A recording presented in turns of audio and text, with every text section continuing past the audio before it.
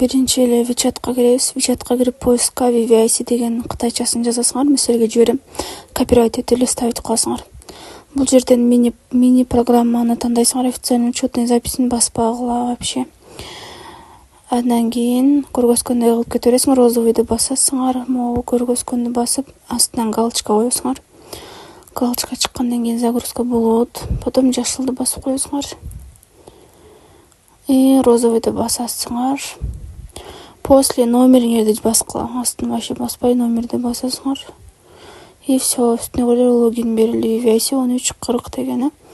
Ар бириңерде ушундай логин берилет. Эми VVIC сайтка киресиңер дагы кызылды басып разрешить кыласыңар.